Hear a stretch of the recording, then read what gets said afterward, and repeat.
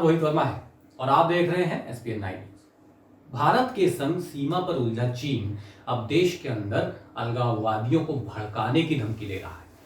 चीन सरकार के मुखपत्र ग्लोबल टाइम्स ने भारत को ताइवान कार्ड खेलने से बचने की सलाह देते हुए कहा कि अगर भारत ने ताइवान की आजादी को समर्थन दिया तो चीन भी उसके कई राज्यों में अलगाववादियों को समर्थन दे सकता है। हालांकि सच्चाई यह है कि चीन लंबे समय से उत्तर पूर्व में अलगाववादी और उग्रवादी गुटों को हथियार और पैसा देता आया है।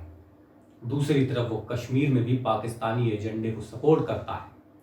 बीजिंग फॉरेन स्टडीज यूनिवर्सिटी में academy of regional and global governance के सीनियर रिसर्चर फेलो लोंग शिंगचुन ने ग्लोबल टाइम्स में लिखे लेख में कहा है कि भारत में कई मीडिया आउटलेट्स ने ताइवान के नेशनल डे का विज्ञापन दिखाया और एक टीवी चैनल ने ताइवान के मंत्री जोसेफ वू का इंटरव्यू दिखाया जिसने उन्हें ताइवान के अलगाववादी स्वर को मंच मिला।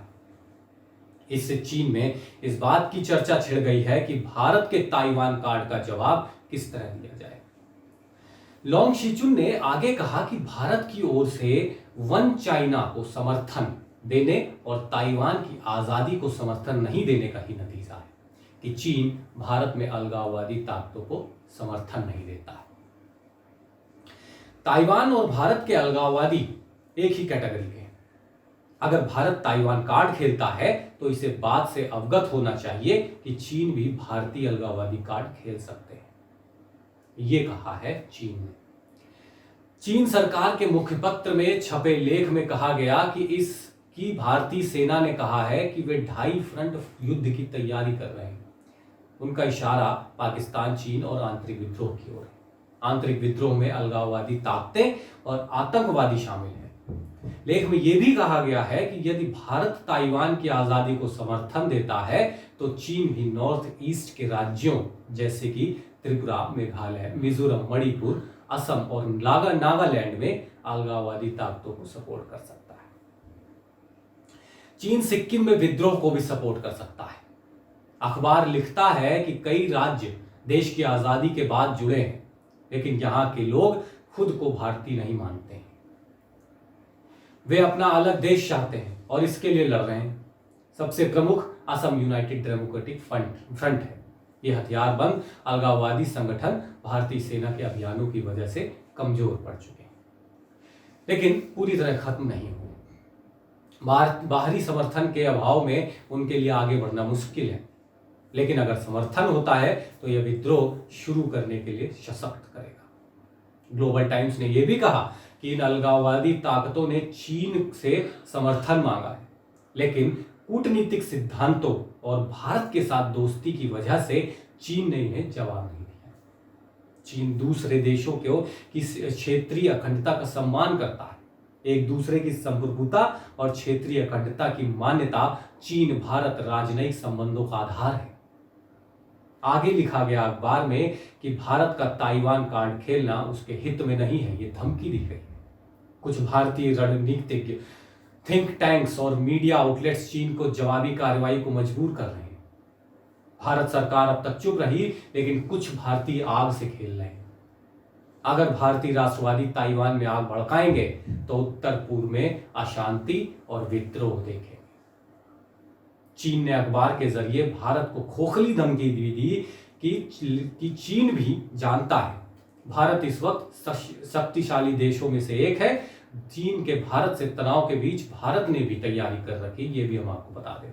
भारत के कुछ महीनों में मिसाइलों का परीक्षण किया, उन परीक्षण के बारे में आपको बताते हैं। पिछले कुछ सप्ताह में भारत ने कई मिसाइलों का परीक्षण किया, जिनमें सतह से सतह पर मार करने वाली सुपरसोनिक क्रूज मिसाइल ब्रह्मोस और एंटी रेडिएशन मिसाइल रुद्रम 1 शामिल है। भारत ने परमाणु आयुध ले जाने में सक्षम हाइपरसोनिक मिसाइल शौर्य का भी परीक्षण कर लिया है। रुद्रम 1 के सफल परीक्षण को एक बड़ी उपलब्धि के तौर पर देखा जा रहा है, क्योंकि यह भारत का प्रथम स्वदेश विकसित एंटी रेडिएशन हथियार है। भारत ने बड़ी संख्या में ब्रह्मोस सुपरसोनिक मिसाइलों की LAC पर तैनाती की है। अब बताते हैं उन मिसाइलों और हथियारों की जिन्हें भारत ने 2 महीनों में टेस्ट किया है। 7 सितंबर को टेस्ट किया गया है स्वदेशी विकसित हाइपरसोनिक टेक्नोलॉजी डेमोन्स्ट्रेटर व्हीकल यानी HST-DV का परीक्षण ओडिशा के तट पर किया गया। SST-DV क्रूज मिसाइलों और लॉन्ग रेंज मिसाइल सिस्टम को हाइपरसोनिक गति देने के लिए आवश्यक है। 22 सितंबर को किसका टेस्ट किया गया है? Abhyas high speed expendable aerial target यानी हीट HEAT व्हीकल का ओडिशा के तट पर परीक्षण किया गया। भारत सशस्त्र बलों को अभ्यास लड़ाकू ड्रोन का काफी लाभ मिलेगा। केंद्रीय रक्षा मंत्री राजनाथ सिंह ने अभ्यास के सफल उड़ान परीक्षण को बड़ी सफलता भी बताया है। 23 सितंबर को DRDO ने देश में विकसित laser guided anti tank guided missile का महाराष्ट्र के अहमदनगर में सफल परीक्षण किया। DRDO के मुताबिक इसका इस्तेमाल एक्सप्लोजिव रिएक्टर आर्म्स यानी ERA द्वारा सुरक्षित आर्म्ड व्हीकल्स को मात देने के लिए किया जा सकता है। 23 सितंबर को उड़ीसा के बालासोर से पृथ्वी 2 का परीक्षण किया गया। ये स्वदेशी निर्मित परमाणु क्षमता संपन्न सतह से सतह पर मार करने वाला मिसाइल है, जो टारगेट को ध्वस्त करने में के लिए इनर्शियल गाइडेंस सिस्टम का इस्तेमाल करता है।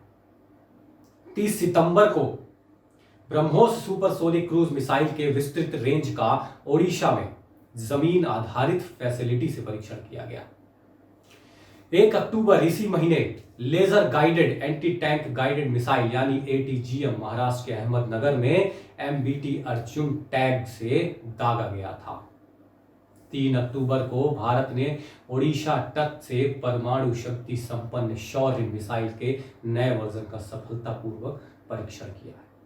5 अक्टूबर को भारत ने एंटी सबमरीन वॉरफेयर को विकसित किया है और स्वदेशी निर्मित स्मार्ट टॉर्पेडो सिस्टम का सफलतापूर्वक परीक्षण किया, जो कि टॉर्पेडो रेंज के पार एंटी सबमरीन वॉरफेयर यानी ASW ऑपरेशन के लिए बेहद आवश्यक है। 10 अक्टूबर को भारत ने पहले एंटी रेडिएशन मिसाइल रुद्रम 1 का सफल परीक्षण किया, जो कि जमीन पर दुश्मनों के रडार को डिटेक्ट कर सकता है।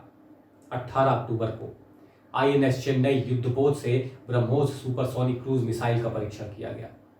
इन सब परीक्षणों से भारत किसी भी बुरी से बुरी परिस्थितियों के लिए तैयार है। तो चीन को भूलना नहीं चाहिए और खोखली धमकी नहीं देनी चाहिए। अगर आपको ये वीडियो पसंद आया तो इसे लाइक करें और कमेंट करके हमें जरूर बताएं। नमस्कार।